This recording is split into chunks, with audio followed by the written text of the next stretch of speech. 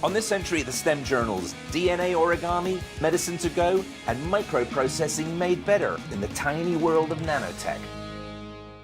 Author, musician, meteorite hunter, adventurer. I've led an eventful life. Now I'm exploring exciting STEM careers and recording what I find in the STEM journals. STEM journals, initial entry. I've spent this morning at the Arizona Science Center looking at art, and I've become captivated by an artist who is encouraging people to think small by creating intricate sculptures that fit on the head of a pin or inside the eye of a needle. Looking at this miniature art has made me wonder how our perspective changes when we look at our own world on a smaller scale. In a society where it seems bigger is always better, could it be that thinking small is going to have a huge impact on our daily lives? In STEM circles these days, there's plenty of buzz, promising big developments from the tiny confines of nanoscale technology.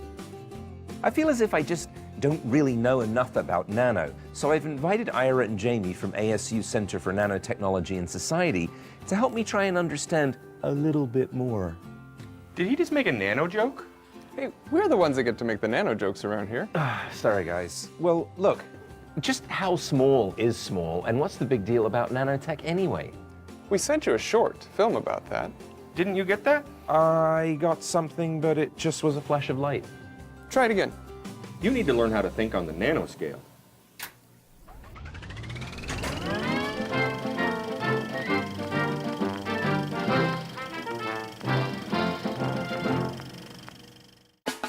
There are two important facts about nanotechnology. First, size matters. We're talking about the scale of molecules here. So how big is a nanometer? This is a meter. There are 1 billion nanometers in this meter. And if we were going to compare a nanometer to this meter, it would be like comparing this little blue marble with our big blue marble, the Earth. A freckle is 1,000,000 times bigger than a nanometer. A human hair is 100,000 nanometers wide. Your red blood cells are 10,000 nanometers wide. And a bacteria is 1,000 nanometers across. Nanotechnology involves the use of materials between 1 nanometer, like the sugar molecule, and 100 nanometers, like a virus. The second important fact about nanotechnology is that at the nanoscale, the physical properties of materials change. We're used to gold looking like this, but when we make it smaller in nano size, it actually changes colors and looks like this. The materials we use in construction are getting stronger and lighter, with the potential to fix themselves. Nanoparticles in coatings could protect surfaces from damage or even change the color of paint. So if you had a red car, you flip a switch and have a green car, or a blue car, Or orange. We've just scratched the surface. not the nano surface. Of the important ways that nanotechnology might affect our lives.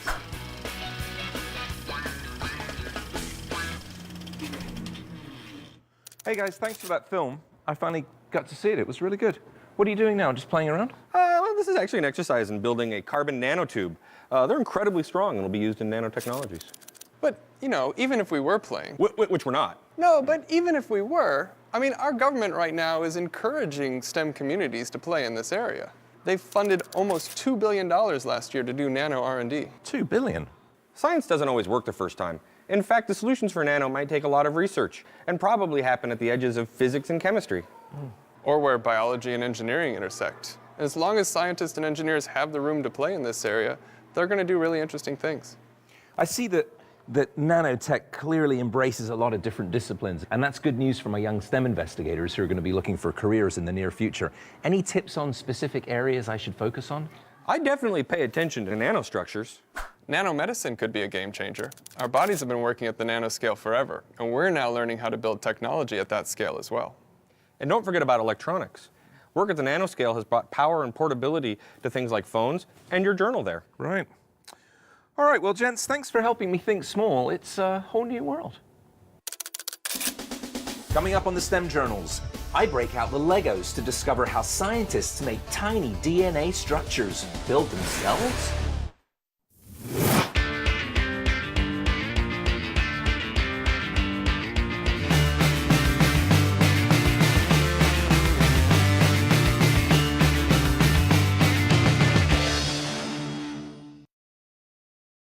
I'll have thousands of students. I'll have a lot of teachers. Many of these bright young minds will change the way we live in the future. Maybe I'll be the one who finds a cure. With STEM education, science, technology, engineering, and math, I'll have a great career. And maybe I'll change the world. no doubt. CopperPoint is proud to sponsor STEM education because students who excel in science, technology, engineering, and math will solve the challenges of tomorrow. CopperPoint. STEM Journals is sponsored by CopperPoint, proud to sponsor STEM education because students who excel in science, technology, engineering, and math will solve the challenges of tomorrow.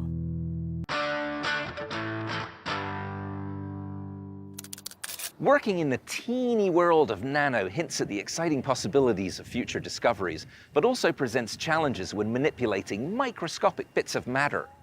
Ira and Jamie have suggested that I go to ASU and visit the lab of Hao Yan and Yan Lu at the Center for Molecular Design and Biomimicry. If nothing else, it's the coolest name for a lab I've ever heard. Geoff, welcome to Biodesign. Thank you. It's a very impressive building. It is. Sorry you missed Hao and Yan, but I'd be happy to show you around the lab. Thank you. Ira and Jamie suggested that I head this way. I want to learn about nanostructures. What does that word mean, and what are you doing here? Well, right now we're just trying to build a molecular toolbox, the nanoscale toolbox. A lot of problems, say in healthcare or biology, happen on this small scale. And so in order to come up with solutions, you need a toolbox of structures on that scale. We make things like containers, scaffolds, different structures that you might put molecules inside of or arrange other molecules with. This reminds me a bit of some research I did recently on cyanobacteria, where in a very small environment, they're photosynthesizing and producing biodiesel. This is millions of times smaller than what they're doing, but the idea is the same, that you can compartmentalize the biofuel pieces together and reactions can take place and you can generate fuel on this small scale. Huh. So if you're fabricating something that's so small, how do you actually build them and how do you control them afterwards? Well, it's pretty tricky. You can't just pick up a pair of tweezers and start moving molecules around, so you have to be very creative and smart about how you design and put these structures together. So in this lab, we actually make these nanoscale structures from DNA. So Geoff, take a look at this. It's a real beaker. It's a real beaker. What do you think's inside?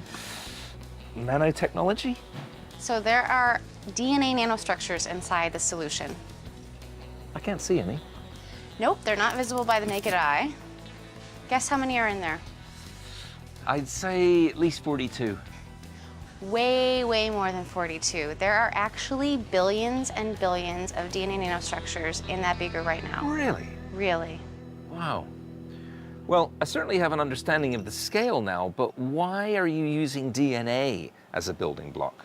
Well, Geoff, have you ever played with Legos before? Please, I think I'm a little grown up for that. Have you got any Star Wars kits here? No? Take these gloves. I'd like you to build me a spherical container. Excellent, young Jedi. I shall build a miniature Death Star, and I shall populate it with a miniature Dark Lord of the Sith. And then I shall crush the Don't forget your safety goggles. Rebel Rebellion. Knock yourself out.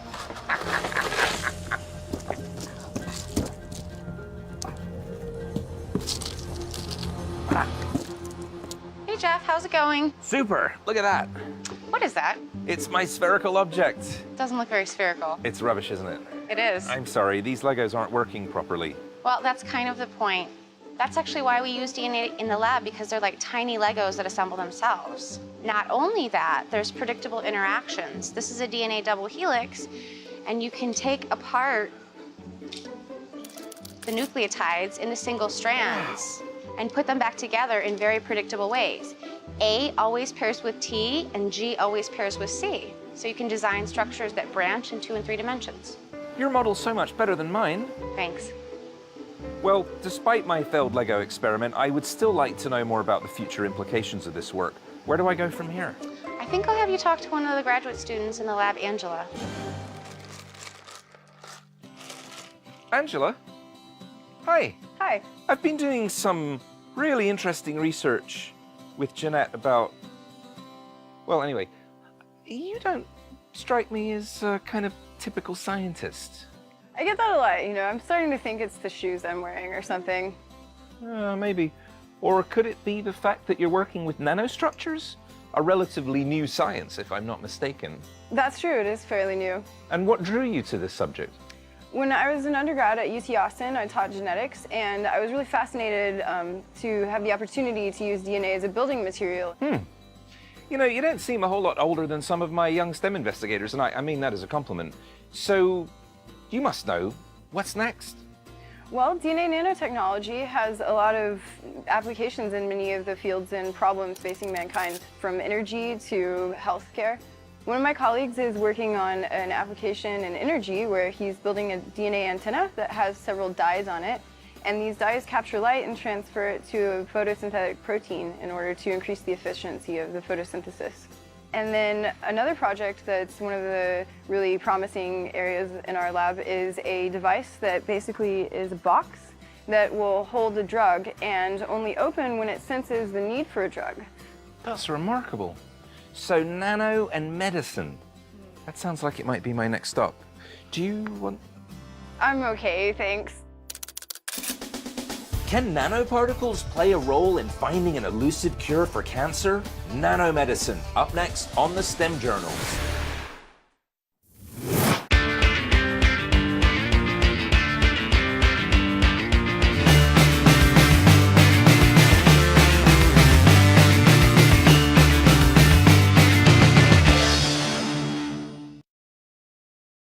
Deanna was an everyday normal teenager going to high school. Then all of a sudden, she came to my doorway and she said, Mom, my body went numb. One of her blood vessels in her head burst and it sent her into a stroke. She was airlifted to Phoenix Children's Hospital. But when it comes to your children, you always want the best care for them. And they definitely provided the best care for my daughter, because if it wasn't for them, she wouldn't be here today. Phoenix Children's Hospital saved Deanna's life. STEM is fun. STEM is exciting. STEM could be your future.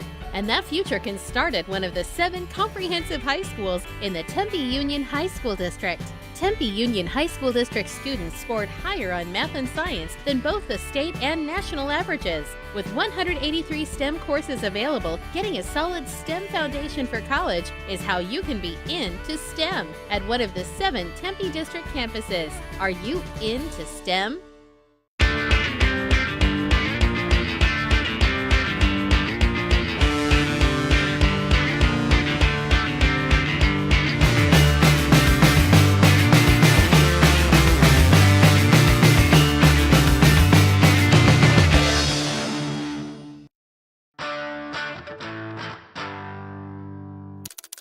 Diseases of the human body are caused largely by damage and destruction at the molecular and cellular level. So it's no small wonder that the ability to control tiny particles through advancements in nanotech could have huge benefits for healthcare.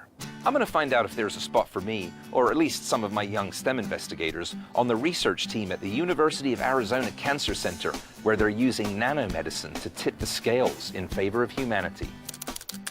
Marty, you seem to be drawing on people with very diverse backgrounds for cancer research here. Oh yes, very much. We work with cancer biologists, chemistry researchers, engineers, and even the physicians that are working in the hospital. So with all these different talents at your disposal, what's the prime directive?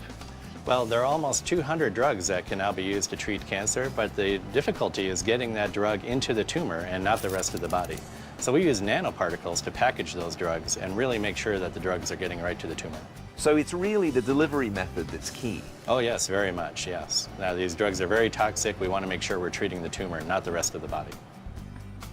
Joe, you're a superhero.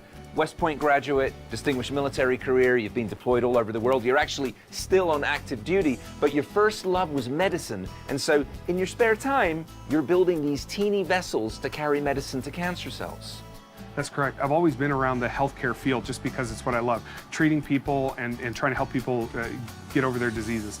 And so these nanoparticles are something that I've really enjoyed because it's right in line with what I've always wanted to do.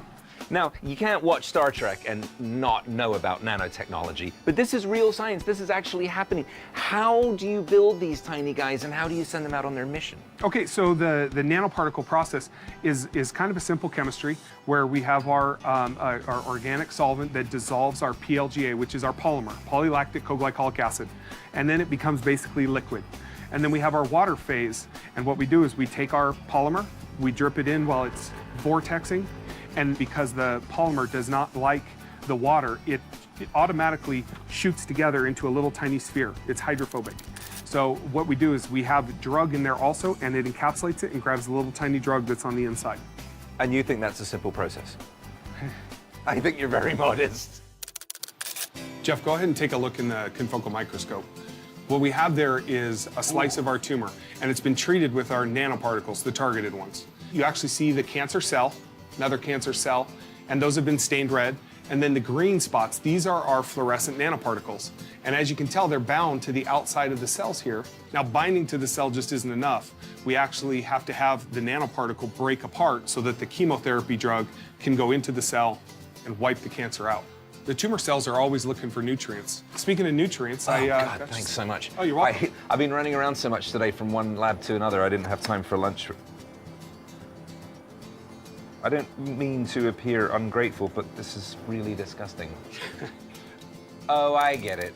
This is meant to be a model of the delivery system. This is our model. So we have here our nutrients packaged in our nanoparticle. And as you open it, like the cell does, the chemotherapy drug kills the cell. So you're kind of tricking it? Yes. Oh, and I probably should have asked you first if this was radioactive or highly toxic. It is not. Oh, good. If I understand this correctly then, rather than exposing the entire human body to chemotherapy, which can be very taxing on the body, your mission is to target just the cancerous cells and deliver the chemotherapy directly and only to them. That's correct. This is extremely targeted. This type of nanoparticle has the antibody specific to the tumor, so only the tumor is treated. Brilliant. Can I keep this? Please. Yes. Thank you. So after treating a patient with these drug-loaded nanoparticles, we hope to take the patient here to the magnetic resonance imaging, or MRI lab, to take a look at the pancreas and the pancreatic tumor. Deep inside the body. Cool, that was a nice trick. Yeah. Joe, can you show me the pancreas on the screen, please? Sure. Our tumor is located right on the tail of the pancreas, and this is what we image to look at the progression of the tumor. Our treatment has shown that we're actually getting results of tumor shrinkage after 1 week. So we're able to take a look at it and determine if the cells on the inside of the tumor are dying and shrinking, or if it's actually growing. After only 1 week? After 1 week, and we continue to treat them for 4 weeks just to make sure that our results make sense. That's remarkable. So tell me, Joe, after all the important work that you did in the military around the world, did you ever think you'd come back to medicine and start doing important work here? No, I didn't, but it's been a great opportunity. I'm able to choose a certain research topic that I actually really enjoy and I'm interested in, and work with a small group to push this forward as quickly as possible. And it's actually been very successful. Well, I think the time's come for me to say thank you for your service to our country and thank you for your service to humanity. It's an amazing story. Carry on. Still ahead on the STEM Journals. I travel with my young STEM investigator to examine the evolution of the microchip.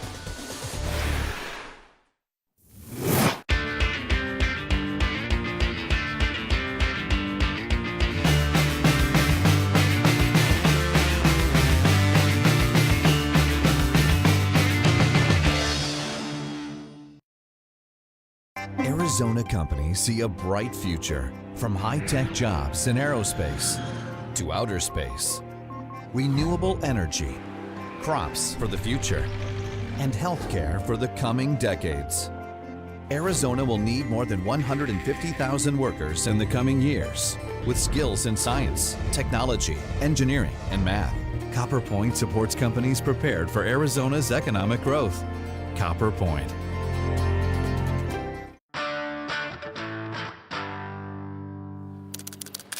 I'm finding this whole nanotechnology business really fascinating, and I hope you've been keeping up with my STEM journal entries so far. Yeah, of course. I had no idea what to expect with Nano, but I've got to admit, you dug up some pretty interesting things in the energy and medical fields. So what can I help with? The semiconductor industry has been working with nanotechnology for years, so I've set up a visit for both of us at Intel. Well, that's if you want to help me investigate how thinking small has made a big impact in the world of computers. Shay, I'm researching nanotech, and I'm interested in what careers might be available in this field for my young STEM investigators like Peyton. You're a design automation engineer. What does that mean? Well, there are two parts in this, the people that design and the people that manufacture. I'm on the design side. We essentially own the blueprint. We like to use the computers to do the less complex bits so that we can enable our engineers to actually do the real work. So you're giving the easy jobs to the computers, and you're saving the good bits for yourselves. Absolutely. I like that. It's the complete opposite of science fiction. I've heard of microchips, but what actually is a chip? Well, so glad you asked. We're looking at one right now. These are transistors, and what those do is they send electrical current. Computers understand zeros and ones, and so electrical current understands off and on.